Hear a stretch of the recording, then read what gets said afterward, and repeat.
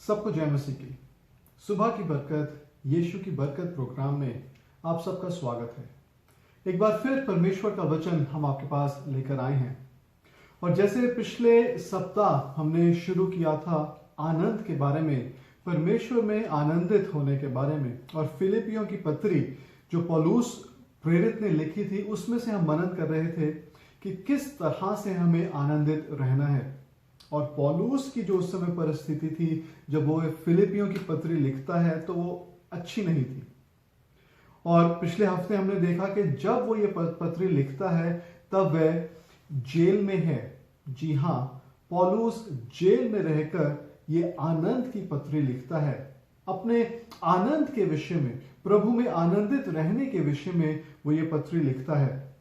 चाहे कुछ भी हो जाए, कैसी भी परिस्थिति हो, कैसे भी लोग हो, कैसी भी चीजें हमारे पास है या नहीं है, और हमें बिल्कुल भी चिंता करने की जरूरत नहीं है। हमें प्रभु में आनंदित रहने की जरूरत है। हमने ये भी देखा था कि जो हमारा मन है वो किस तरह का हमें करना है, किस तरह का मन हमारा होना चाहिए, और 4 चीजें हमने देखी थी। पहला कि हमें एक मन रहने की जरूरत है, परमेश्वर में एक मन रहने की जरूरत है। दूसरा, अधीन रहने की जरूरत है, परमेश्वर में हमें अधीन। तीसरा था आत्मिक मन हमारा होना चाहिए, और चौथी चीज हमने देखी थी कि सुरक्षित मन हमारा होना चाहिए। तो ये 4 चीजें हमने परमेश्वर के वचन से पिछले सप्ताह देखी थी। और इस सप्ताह भी जो हमने बातचीत की है, हमने बातचीत की है कि किस तरह से परमेश्वर में स्थिर रहने की जरूरत है और परमेश्वर के साथ सहमत रहने की जरूरत है और फिर आनंदित रहने की जरूरत है। तो इसी चर्चा को, इसी विषय को हम आगे बढ़ाएंगे। और फिलिपियों की पत्री उसका 4 अध्याय 4 से 7 वचन में लिखा है, प्रभु में सदा आनंदित रहो, मैं फिर कहता हूं आनंदित रहो। तुम्हारी कोमलता सब मनुष्यों पर प्रकट हो, प्रभु निकट है। किसी भी बात की चिंता मत करो, परंतु हर एक बात में तुम्हारे निवेदन, प्रार्थना, विनती द्वारा धन्यवाद के साथ परमेश्वर के सन्मुख उपस्थित किए जाए। तब परमेश्वर की शांति जो सारी समझ से बिल्कुल परे है, तुम्हारे हृदय और तुम्हारे विचारों को मसीह यीशु में सुरक्षित रखेगी। आइए प्रियो, इस वचन पर हम एक एक करके मनन करें। प्रभु में सदा आनंदित रहो, मैं फिर कहता हूं आनंदित रहो। और ये पौलुस अब बातें कब लिख रहा है? जब वो जेल में है। उसकी परिस्थिति अच्छी नहीं है। उसे मालूम नहीं है कि अगले सप्ताह, अगले महीने, कितने महीने में उसको मृत्यु दंड की सजा भी दी जा सकती है। और उस समय जब वो उसके हाथों में, उसके पैरों में बेड़ियां बंधी हैं, वो हर 24 घंटे एक रोमी सैनिक के साथ बंधा हुआ है, तब वो कहता है प्रभु में सदा आनंदित रहो, मैं फिर कहता हूं आनंदित रहो। जी, और आगे लिखा है 5वें वचन में, तुम्हारी कोमलता सब मनुष्यों पर प्रकट हो। किस पर प्रकट हो? सब मनुष्यों पर। अब एक सवाल मैं आपसे पूछना चाहता हूं कि क्या सब मनुष्य जो है, बाकी लोग जो आपके आसपास हैं, हमेशा आपको आनंदित रख सकते हैं? क्या हर एक चीज वो ऐसी बोलते हैं जिससे आप आनंदित रह सके? क्या हर एक काम वो ऐसा करते हैं जिससे आप आनंदित रह सके? जी नहीं। आप भी जानते हैं, मैं भी जानता हूं कि ऐसा हो नहीं सकता कि मनुष्य हर एक काम ऐसा करे, हर एक चीज ऐसी बोले जिससे हम आनंदित रह सके। बहुत से ऐसे समय आते हैं जब वो कुछ ऐसी बातें बोल देते हैं, लेकिन परमेश्वर का वचन कहता है तुम्हारी कोमलता सब मनुष्यों पर प्रकट रहे, प्रकट हो।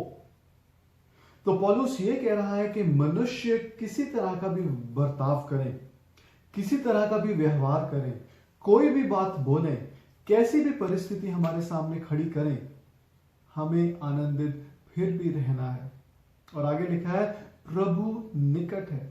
तो जो हमारी सहायता, जो हमारी सामर्थ है, जो हमारा भरोसा है, वो मनुष्य पर नहीं, लेकिन हमारा भरोसा हमें परमेश्वर पर रखना है। ये पौलुस हमें कहता है, ये परमेश्वर का वचन हमें कहता है, तुम्हारी कोमलता सब मनुष्यों में प्रकट हो, प्रभु निकट है। तो जब हम लोगों के आसपास हैं तो हमें कोमलता दिखानी जरूरी है। यह परमेश्वर का वचन है और परमेश्वर का वचन हमें प्रोत्साहित करता है कि प्रभु निकट है, परमेश्वर हमारे निकट है। आगे लिखा है किसी भी बात की चिंता मत करना, किसी भी बात की। लोग क्या कहते हैं, लोग क्या बोलते हैं, हमारी परिस्थिति कैसी है, हमारे पास पैसा है या नहीं है, हमारे पास अच्छी नौकरी है या नहीं है, हमारे शरीर किस तरह से है, किसी भी बात की चिंता मत करना, परमेश्वर का वचन कहता है। आगे लिखा है परंतु हर एक बात में तुम्हारे निवेदन और प्रार्थना और विनती के द्वारा धन्यवाद के साथ परमेश्वर के सन्मुख उपस्थित किए जाएं। तो जब हम परमेश्वर के सन्मुख आते हैं, जब हम परमेश्वर के सामने आते हैं, तो जो हमारी प्रार्थनाएं हैं, हमारे निवेदन हैं, हमारी विनतियां जो हैं, वो धन्यवाद के साथ हमें परमेश्वर के सन्मुख लानी है। परमेश्वर को धन्यवाद करना है कि परमेश्वर, मैं आपका धन्यवाद करता हूं इस परिस्थिति के लिए, मैं आपका धन्यवाद करता हूं इन लोगों के लिए जो मेरे पास आसपास हैं, मैं आपका धन्यवाद करता हूं उन चीजों के लिए जो मेरे पास हैं या मेरे पास नहीं है। निवेदन, प्रार्थना, विनती के द्वारा धन्यवाद के साथ हमें परमेश्वर के सन्मुख आना है। क्या यह चीज आसान है? नहीं, यह आसान नहीं है। जब लोगों के पास चीजें हैं, हमारे पास चीजें नहीं हैं, जब हमारी परिस्थिति इतनी अनुकूल नहीं है, तो क्या हम धन्यवाद कर सकते हैं? जी नहीं। हम धन्यवाद आसानी से नहीं कर सकते। इसीलिए परमेश्वर कहता है कि परमेश्वर का आत्मा जो है वो हमें सामर्थ्य देता है। परमेश्वर हमारे साथ हैं, परमेश्वर हमारी सहायता करने के लिए तैयार हैं, और फिर हम धन्यवाद कर सकते हैं। आगे लिखा है 7वें वचन में, तब परमेश्वर की शांति जो सारी समझ से बिल्कुल परे है तुम्हारे हृदय और तुम्हारे विचारों को मसीह यीशु में सुरक्षित रखेगी। क्या सुरक्षित रखेगी? परमेश्वर की शांति जो सारी समझ से परे है। तो क्या हम उन परिस्थितियों को समझ सकते हैं? नहीं। क्या हम उन बातों को जो हमारे आसपास हो रही हैं समझ सकते हैं? नहीं, हम नहीं समझ सकते। लेकिन परमेश्वर का वचन कहता है, तब परमेश्वर की शांति तुम्हारे हृदय और तुम्हारे विचारों को मसीह यीशु में सुरक्षित रखेगी। परमेश्वर की शांति हमें सुरक्षित रखेगी। हमारे हृदय में, हमारे विचारों में हमें परमेश्वर की शांति सुरक्षित रखेगी। परमेश्वर बहुत अच्छी तरह जानते हैं कि हमारा हृदय कई बार भटक जाता है, हमारे विचार कई बार भटक जाते हैं। परिस्थिति को देखकर, लोगों को देखकर हम आनंदित नहीं रह सकते। इसीलिए परमेश्वर का वचन कहता है कि परमेश्वर की शांति जो सारी समझ से परे है, जिसको हम नहीं समझ सकते। कई बार अब हमें बातें समझ ही नहीं लगती, कई बार हमें परिस्थितियां समझ ही नहीं लगती, कई बार किस तरह से लोग हमारे साथ बर्ताव करते हैं, व्यवहार करते हैं, हमें समझ नहीं लगता। कई बार हमारे बच्चे किस तरह से व्यवहार करते हैं, हमें समझ नहीं लगता। कई बार हमारे पति, हमारी पत्नी किस तरह से व्यवहार करते हैं, हमें समझ नहीं लगता। लेकिन परमेश्वर की शांति जो सारी समझ से परे है, जिसको हम समझ नहीं सकते, परिस्थितियों को हम समझ नहीं सकते, उसमें परमेश्वर की शांति हमारे हृदय और हमारे विचारों को सुरक्षित रखेंगी। किसमें सुरक्षित रखेंगी? मसीह यीशु में सुरक्षित रखेंगी। आगे फिलिपियों की पत्री उसके 4 अध्याय के 10 से 13 वचन में लिखा है, मैं प्रभु में बहुत आनंदित हूं कि अब इन दिनों के बाद तुम्हारा विचार मेरे विषय में फिर जागृत हुआ है। निश्चय तुम्हें आरंभ में भी इसका विचार था, पर तुम्हें अवसर ना मिला। ये नहीं कि मैं घटी के कारण ये कहता हूं, पर क्योंकि मैंने ये सीखा है कि जिस दशा में मैं हूं उसमें संतोष करूं। जिस भी दशा में मैं हूं उसमें संतोष करूं।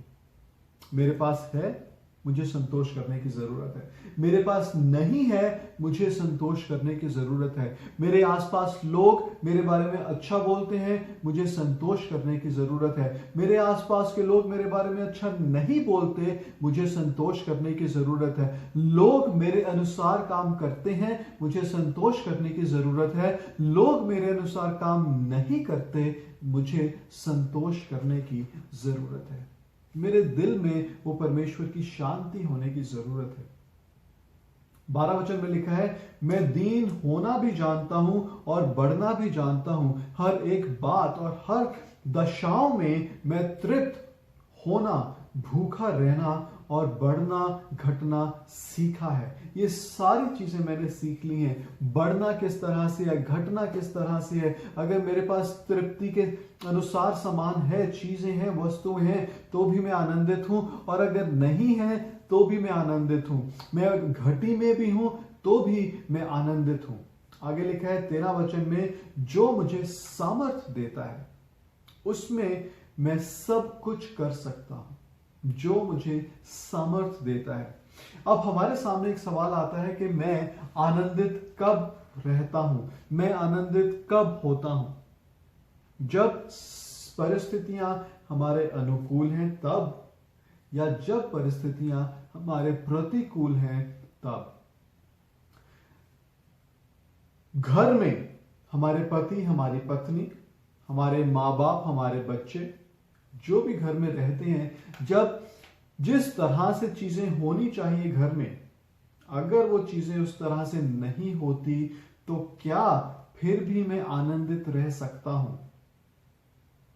जी, अनुशासन करना हमें जरूरी है, मैं अनुशासन की यहां बात नहीं कर रहा, लेकिन अगर मेरी पत्नी जो है जिस तरह से चीजें होनी चाहिए, अगर वो वैसा नहीं करती, 50 बार बोलने के बाद, 60 बार बोलने के बाद भी अगर वो वैसा नहीं करती, तो क्या मेरे अंदर का जो आनंद है वो रहता है, या वो प्रभु का आनंद मैं खो देता हूं?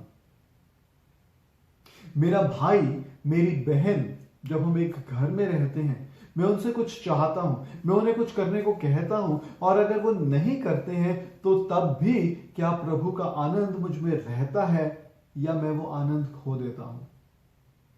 एक और सवाल है,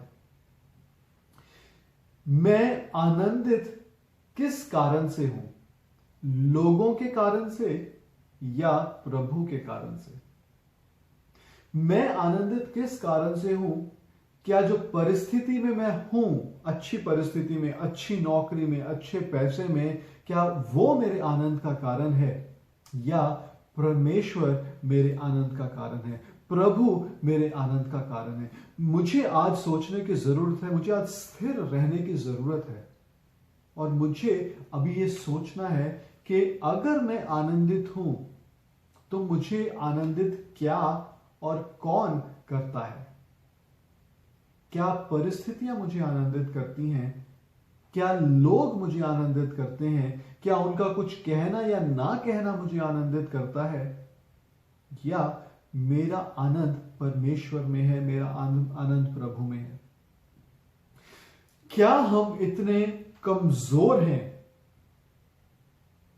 जी, क्या हम इतने कमजोर हैं कि लोग मेरे आनंद को चुरा सकते हैं?